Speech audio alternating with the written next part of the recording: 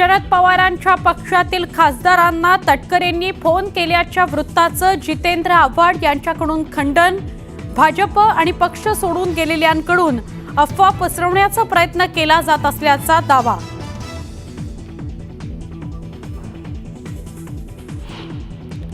रामगिरी महाराजांना जोड्यानं मारण्याची वेळ आली आहे। रामगिरी महाराजांनी राष्ट्रगीतासंदर्भात केलेल्या वक्तव्यावरून जितेंद्र आव्हाडांची घणाघाती टीका।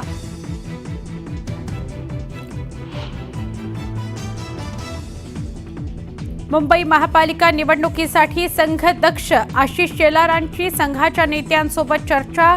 न्यूज 18 लोकमतला सूत्रांची माहिती। मुख्यमंत्र्यांकडून सर्वसामान्यांचं जीवन सुकर करण्यासंदर्भात सातकलमी कृती कार्यक्रम निश्चित। ईज ऑफ लिव्हिंग संकल्पनेवर काम करण्याच्या राज्यातील अधिकाऱ्यांना सूचना।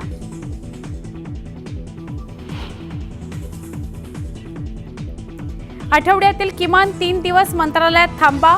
मुख्यमंत्री देवेंद्र फडणवीसांचे सगळे मंत्र्यांना आदेश। प्रशासकीय कामात सुसूत्रता आणण्यासंदर्भात मुख्यमंत्री फडणवीसांचं मोठं पाऊल।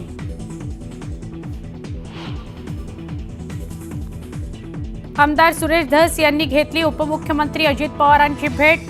मी धनंजय मुंडेंचा राजीनामा मागितला नाही। भेटीनंतर सुरेश धस यांचं घुमजाव।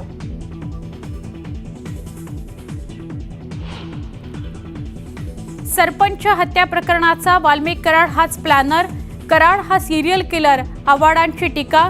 तर नैतिकतेच्या मुद्द्यावरून धनंजय मुंडेंनी राजीनामा द्यावा, रोहित पवारांची मागणी।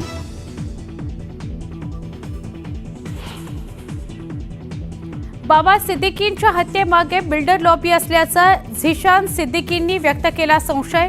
बिश्नोई टोळीच्या पोलिसांच्या दाव्यावर प्रश्न उपस्थित केल्याची माहिती। मराठी भाषेला अभिजात भाषेचा दर्जा देण्याबाबतचा आदेश जारी। केंद्रीय सांस्कृतिक मंत्री गजेंद्र शेखावत यांच्याकडून उदय सामंतांकडे GR सुपूर्द। नूतनीकरणानंतर मुंबईतील भाऊ दाजी लाड संग्रहालयाचं मुख्यमंत्री देवेंद्र फडणवीसांच्या हस्ते शुभारंभ। नूतनीकरणासाठी तब्बल 2,80,00,000 खर्च, 18 महिन्यांमध्ये काम पूर्णत्वाला।